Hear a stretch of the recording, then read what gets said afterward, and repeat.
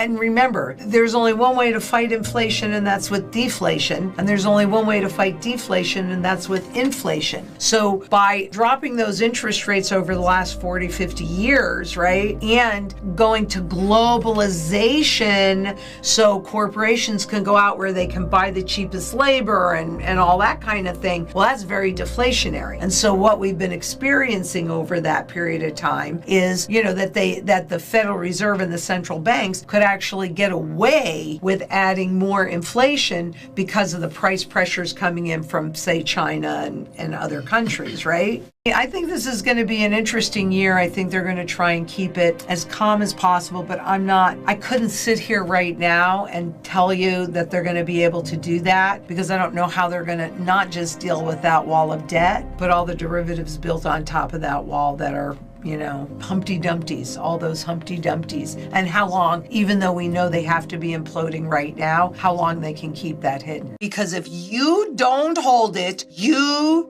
don't own it. All you own is a contract, and any contract is only as good as the counterparty to that contract. And if they say, nope, too bad, so sad, you can't do anything. You want to hold this stuff? You better hold this in your possession to counter when that goes away. And honestly, it's that simple. And that's what central bankers are doing.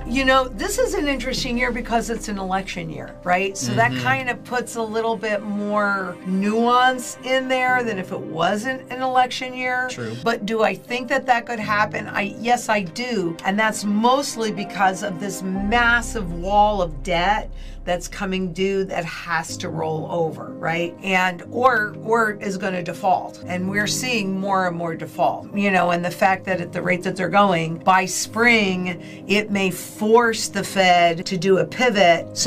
And remember, that's where everything, frankly, should start. Because there's different kinds of silver and there's different kinds of gold. And it depends on what you're trying to accomplish. So I'll give you an example in barterability, because part of the strategy is about sustaining your current standard of living, right? And so, it's a combination of a variety of sizes of silver, though any talent you have in anything physical that you have is also barterable. This is just, silver is universally barterable. So you would take what your current cost of living is, and then there is a formula that's built into the spreadsheet, which I don't have right off the top of my head, that would actually tell you, well, this is how much silver you need to sustain your current standard of living for a year. And also barterable gold goes in that for like property taxes and things like that. There's also a component that goes in there if, God forbid, but if you're if you have a chronic illness that you need to fund. So anything like that you're going to have to fund, there are different kinds of gold and silver, and based upon what that current cost is, and based upon the most conservative approach to the gold and silver's fundamental value, what'll happen to it, that's actually what determines how much gold and silver you need. Then there are other kinds of gold if you're going to convert it into income producing assets, other kinds of gold for legacy creation. So it's got to start with your goals, and your goals go first. And then what you do, support your goals. A lot of times people will just randomly buy whatever, and then what are you going to do? Put your goals around that? No. You start with your goals. This is what I'm trying to accomplish. And then you look at what you have to work, with as well. I mean, you might want a $5 million portfolio, but you might only have $5,000 to work with. You're not going to be able to do that out of the chute, right? And you'll have to make some determinations. But that's the whole point of the strategy. It's basically the same for everybody, but then there are a bunch of nuances based upon what you're trying to accomplish. For me, legacy planning is very important, but I've spoken to enough people that, that it's not important to at all. When we think about the future of the financial system, one thing becomes crystal clear. Gold and silver represent real money, solid, tangible assets that have stood the test of time. Fiat currencies, which are government-issued and not backed by physical assets, tend to decline in value over time. Gold and silver, on the other hand, have intrinsic value. Unlike fiat currencies, they are not vulnerable to inflationary pressures caused by central banks printing money out of thin air. Governments and central banks have long manipulated the global financial system, often playing a dangerous game with fiat currencies. Whether it's through artificially lowering interest rates or through money printing schemes, quantitative easing, the truth is that the value of these paper currencies has been on a long downward spiral. In contrast, gold and silver have been a consistent store of value throughout human history. It's important to understand the delicate balance between inflation and deflation in the financial system. For decades, central banks have manipulated interest rates to keep inflation low. Lowering interest rates encourages borrowing and spending, which injects liquidity into the economy. The problem is, this policy cannot be sustained indefinitely. As Lynette Zang often emphasizes, there's only one way to fight inflation, and that's with deflation, and the reverse is true as well. Central banks have been in a cycle of lowering interest rates for the past 40 to 50 years. By artificially keeping rates low, they created an illusion of economic prosperity. When borrowing is cheap, people take on more debt, whether it's buying homes, expanding businesses, or investing in the stock market. But there is a consequence. All this borrowing has created massive amounts of debt, much of it unsustainable. And now we're seeing the cracks. Rising interest rates are putting immense pressure on individuals, corporations, and governments alike. As debt comes due, the costs of servicing that debt become astronomical. This is why many experts believe that central banks, particularly the U.S. Federal Reserve, will be forced to pivot soon, reversing their current policy of raising interest rates. But this creates its own problems.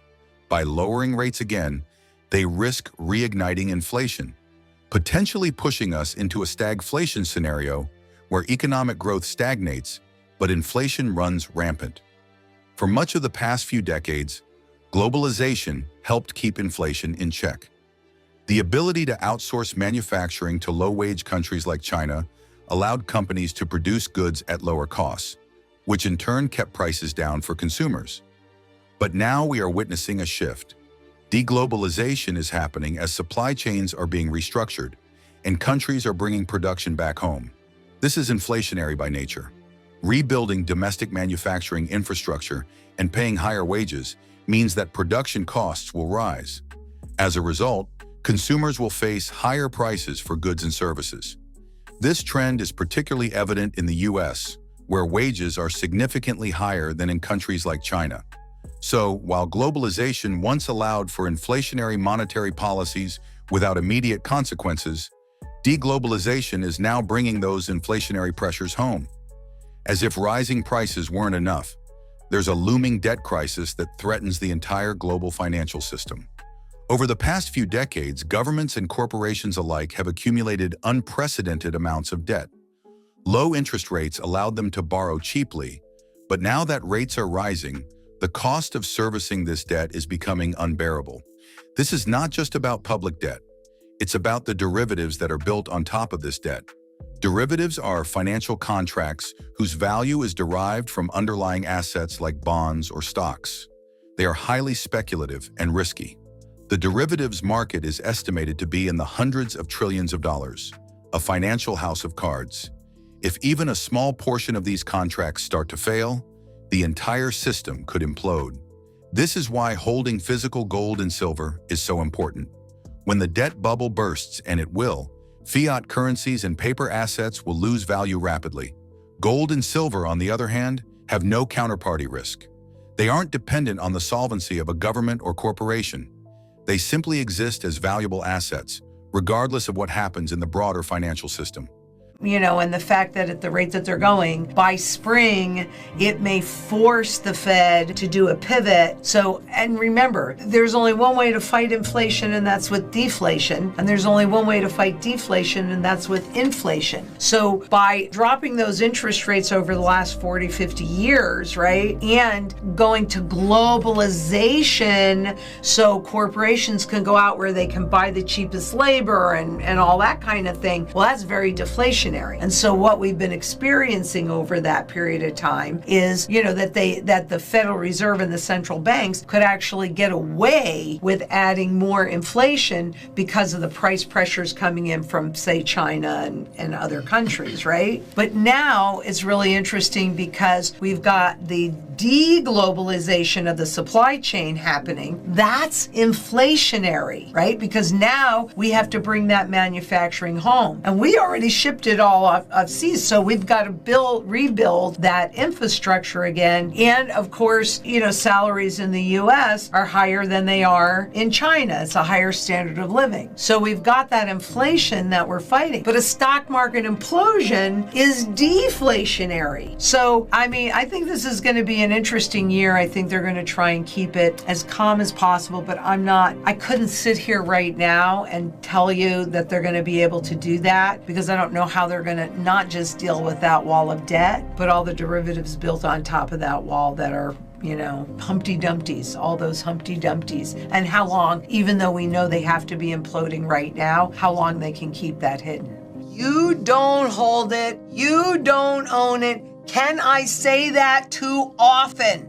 That's why you have to be able to hold it so that it runs no counterparty risk. That you will know when there is actually a good currency in the system is when and if you can convert that into gold. If you can't convert it, there is no way on God's green earth for you to know what's really back. And Zimbabwe is running that test right now, right? And so, and what was really interesting when I was digging into it, it was really the CBDC that is backed by gold was really clear as mud, because you cannot convert it, right? So there's been this huge rush of obviously the 1%ers or the top 10%ers, those in Zimbabwe that still have wealth, to convert and buy the physical gold coins. But it's a whole lot less clear on how that gold-backed CBDC is doing, because you can't convert it into the gold and pull the gold out of the system. That's the only way.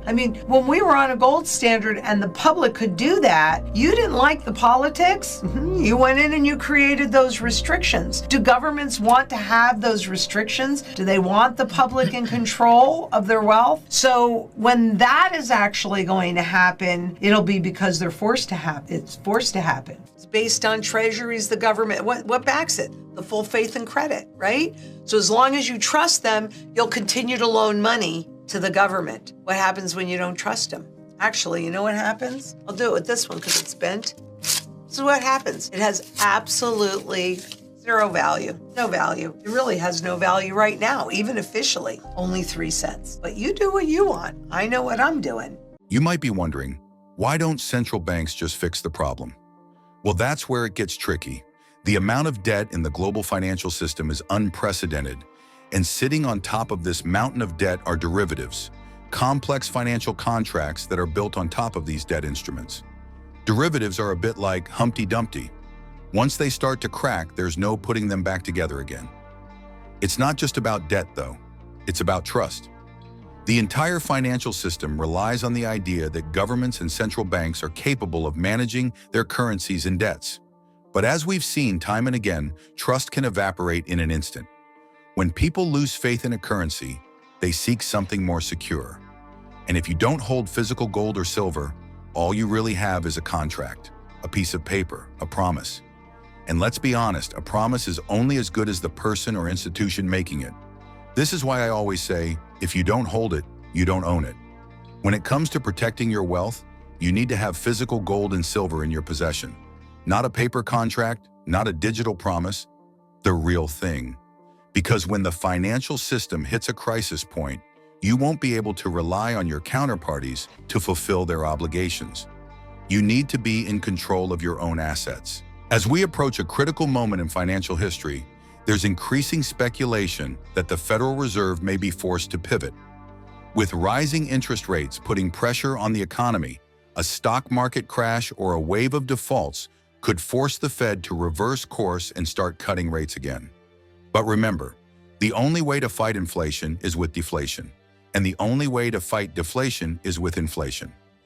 The Fed is essentially trapped in a cycle, and the tools they have at their disposal, printing money and adjusting interest rates are becoming less and less effective. We've seen central banks lower interest rates to zero for extended periods of time, hoping to stimulate borrowing and spending. But now that interest rates are rising, all those bonds and loans issued at low rates are becoming a huge problem. The value of these bonds has dropped significantly, making banks and other financial institutions that hold them technically insolvent. In other words, the financial system is more fragile than most people realize. This is why I believe that gold and silver are the ultimate hedge. While fiat currencies lose value due to inflation and bonds become worthless in a rising rate environment, gold and silver retain their value. They are the true store of wealth in times of uncertainty. And this is why central banks around the world, especially in countries like China and Russia, are quietly accumulating massive amounts of gold. Now, the big question is, how much gold and silver do you need? Well, that depends on your goals. Are you looking to maintain your standard of living during a financial crisis? Are you planning to leave a legacy for your children and grandchildren? These are the kinds of questions you need to ask yourself before making any investment decisions. When it comes to barterability, silver is one of the best assets you can have. Silver is universally accepted and can be easily divided into smaller units for everyday transactions. There's even a formula that can help you determine how much silver you need to sustain your current standard of living for a year. This calculation takes into account your daily expenses and factors in the conservative value of silver in a crisis situation. Gold, on the other hand, is better suited for larger transactions, like paying property taxes or making significant purchases. You can also use gold for legacy planning, as it retains its value over the long term and can be passed down through generations. But again, it all comes down to your specific goals. What are you trying to accomplish? Start with your goals, then build your strategy around them. A lot of people make the mistake of buying gold and silver randomly without a clear plan in mind. That's like trying to build a house without a blueprint. You need a clear strategy, one that is based on your long-term objectives. One of the most significant trends we're seeing today is the shift away from globalization. For decades, globalization kept inflation in check. By outsourcing production to countries with cheaper labor, corporations were able to keep costs low, which in turn helped keep inflation under control. But now that supply chains are being restructured, with many companies bringing manufacturing back home, inflation is rising again. This trend is particularly evident in the US, where rebuilding domestic infrastructure and paying higher wages will inevitably drive up costs. At the same time, we're facing deflationary pressures from a potential stock market implosion. So we have inflationary and deflationary forces at play, creating a highly unpredictable economic environment. The big question is, can the central banks keep everything under control? I'm not so sure. The sheer size of the global debt problem, combined with the complexity of the derivatives market, makes it nearly impossible for central banks to manage the situation effectively. And as more and more defaults occur, the risk of a major financial crisis increases. So, where does that leave you? Well, the best course of action is to take control of your own financial future. Don't rely on central banks or governments to protect your wealth. Buy gold and silver, and make sure you hold it in your possession. If you don't hold it, you don't own it. This advice isn't just for wealthy investors. It's for anyone who wants to protect themselves from the coming financial storm. Whether you have $5,000 or $5 million to invest, the principles are the same. You need to have a clear strategy, one that is based on your specific goals and risk tolerance.